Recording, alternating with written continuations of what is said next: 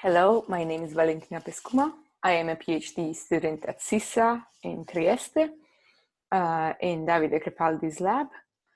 Today I'm presenting to you a study that I conducted with Davide Crepaldi and bemelacq20, a postdoc in our lab, towards the creation of a developmental database of eye movement measures during natural reading. Our study is an eye-tracking investigation of reading development that uses a naturalistic multi-line reading task. And this is the manuscript we're working on, of which I will present to you the core features today. We had a twofold aim with this work. On the one hand, we wanted to create a large developmental database of eye movement measures in natural reading. We know that in daily life, we encounter connected text more often than we encounter single sentence reading. Yet most of the eye tracking literature, though things have been changing a bit lately, has focused on single sentence reading to explore reading behavior and reading development. We know that there are some resources that have been published in recent years for eye movement measures databases in skilled readers. For example, we have the GECO corpus and the Provo corpus. However, we are not aware of similar and similarly wide developmental resources with multi-line reading. So we thought we would complement the research in this sense.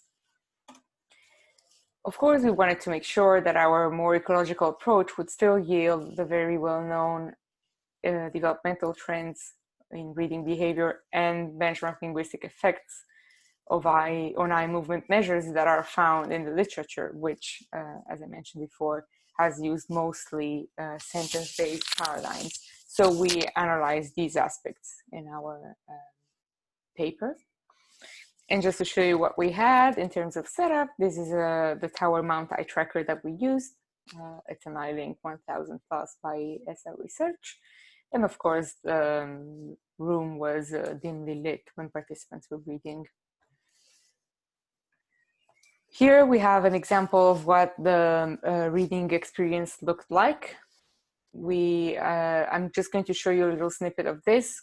The pink dot is the eye that is moving along the text, and the orange boxes were not actually displayed on the screen that the participants viewed. So this is actually the interest area boxes that we overlaid at the next stage. So you can see how the eye moves along the text. We expect it not to be linear. We know that we don't just read progressing rightward, but we do go back every now and then, for example. And moving to our methodology, we had participants read multi-line text passages from kids' books, and while we recorded their eye movements. And this is the manuscript we're currently working on, for which we have data from 140 Italian-speaking children whose age is between 8 and 11. They were enrolled in school years 3 to 5th in the 3rd to 5th in primary school and the 1st grade of middle school as well. They came to CISA in a very innovative framework as well. We call this initiative Brains at Work, and we had children, actually entire school groups of children, so class groups, come to the lab, and upon consent, of course, they could participate or not in the studies if they wanted to, upon written consent of their parents. And they would have hands-on science experience besides visiting our facilities. We also compared their performance with that of 33 skilled adult readers. And the aim, as I mentioned before, is twofold. On the one hand, we create this database, which offers a wide array of linguistic features also for future analysis. This is what we hope that will happen also with any researcher that is interested in the resource that we are proposing.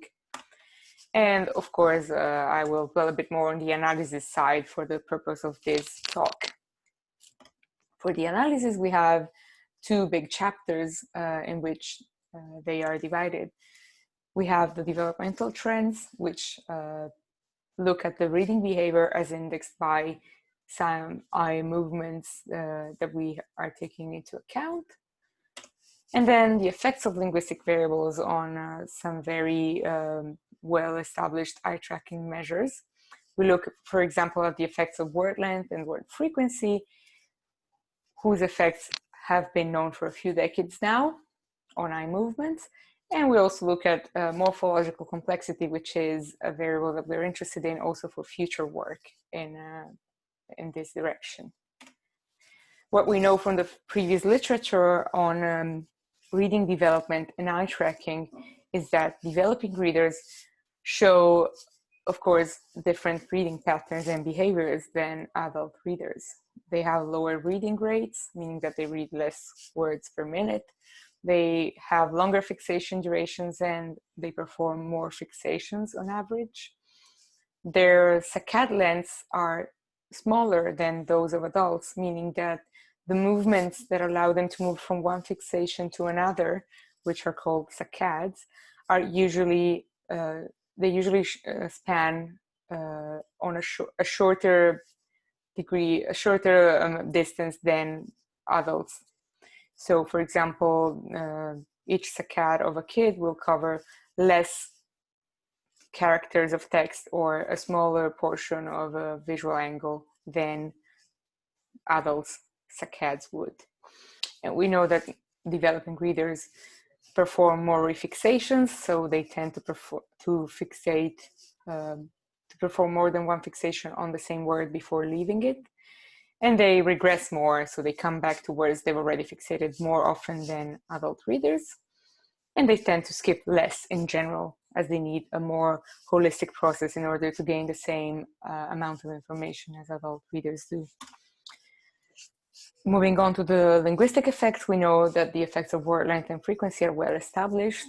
And for example, with longer words, we expect fixation durations that are longer, and with more frequent words, we expect shorter fixation durations. These effects can also be modulated by age. Looking at the developmental trends that I introduced before, we are looking at age on the x-axis of all these plots, and the age groups are color-coded as indicated here. On the y-axis of each of these plots, as well as on the title, you have the eye movement information that we take as indexing a specific aspect of reading behavior in line, of course, with previous literature. And we look at the effect of age on each of these variables. So we have, for example, reading rate that increases with age, saccade length that increases with age. We have shorter fixation durations with adults than with kids, so a significant decrease with age. And also we have a significant decrease in the number of fixations over 100 words with age. Adults tend to skip more than children, as we see here, and this also increases progressively with age. We observe a decrease in the refixation probability, as well as in regression probability with age. And all of these effects are significant. All p values are smaller than 0.01. So we're happy because we're able to check all of the major developmental changes in line with existing literature. Moving on to the effects of linguistic variables, here we analyze length and frequency effects. I invite you to look at these plots in the following way. Along the two rows, you have respectively length effects and frequency effects. Both length and frequency are plotted in interaction with age. These again come from linear mixed effects models, as did the plots in the model before. And here we have, along the three columns instead, we have three different levels of processing as indexed by three commonly used eye tracking measures. The first one is what you probably will know as first fixation duration. Here we call it first of many fixation duration to emphasize the fact that it's the first fixation when it has been followed by others in the first run. So it indexes a very early processing stage. Then we have gaze duration in the central column, which indexes a more intermediate stage of processing, and lexical processing is usually taken to, gaze duration is usually taken to represent lexical processing proper. And then we have total reading time, which is an even later and more cumulative measure of processing as indexed by an eye tracking measure. And this is also lexical and post-lexical, or at least taken to mean that in literature normally. What we observe is, of course, that with longer words, as you can see here along the x-axis, fixation durations, gaze duration, and total reading time do increase, and the opposite pattern, as expected, happens with frequency. What we see is that in the very early processing stage, so first of many fixation duration, we do not have a significant interaction between the main effect of length or the main effect of frequency with age, but we do have main effects of length and frequency. So this tells us that perhaps first of many fixation duration is too early an eye tracking measure for it to capture age modulation, but we do see an effect of age and length and frequency. Whereas when we move to gaze duration and total reading time, not only do we have the main effects that we have already observed at the previous stage of processing, but we also have significant interaction between length and age and frequency and age, meaning that there is a modulation by age on these measures. So again, we are checking the very well-known, very well-established effects that we know from the literature. Moving to the morphological complexity effects, we are looking at the plots in the same way as before in terms of columns. So we have the same eye tracking measures that I have already introduced. But on the x-axis this time, we represent morphological complexity, which is plotted as a factor. So on the left-hand side, you have complex forms, and on the right-hand side, you have the simple forms. By complex here, we mean whatever is not a base form, so it's multimorphemic. And simple is just base form. Again, you can see the color code for age here. And on the y-axis, we have the same measures as before. With first of many fixation duration, we do not see an effect of morphological complexity or an interaction with age, but we do see a significant main effect of age only. And this tells us, interestingly, that again, this could be too early a processing measure. This measure could capture very early processing, which doesn't allow morphological complexity effects to be reflected yet, or a modulation by age.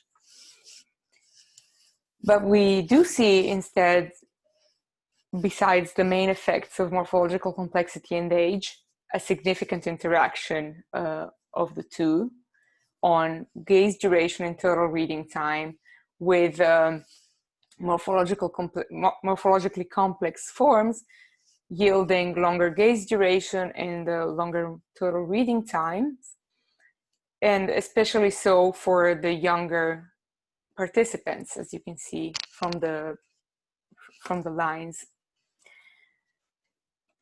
So just concluding, we were able to successfully use a more ecologically valid paradigm to investigate reading development with eye tracking. We find indexes of an age-modulated sensitivity to morphological complexity, which of course deserves to be explored even more thoroughly. But this tells us something about a sensitivity to sublexical components, even in a very naturalistic reading task such as this. And these components are morphemes, of course. If we think of morphemes as nothing but, I'm being a bit reductionist here, I know, but if we think about morphemes as frequently encountered letters, frequently encountered clusters of letters, which have a very transparent form-meaning relationship, we could actually think of them also as possible statistical learning units. So we are going to look more into this direction, as this is a general perspective of the project that this study falls under. So we're interested in that for other purposes as well. The database will be released and freely distributed as soon as possible, along with the analysis. And again, as a next step for future work, we are thinking of running more statistical learning oriented and refined analyses, which are already being prepared. They're underway for future work, as I mentioned. And for example, we will focus on frequency of letter clusters within words of different sizes, so n-gram frequency. I hope you found this presentation interesting and that you will stay tuned for the publication of the manuscript. I thank you for your attention, and I want to thank especially Davide and Maria, the two collaborators and supervisors on this study. Here are my contacts in case you need them, and thank you.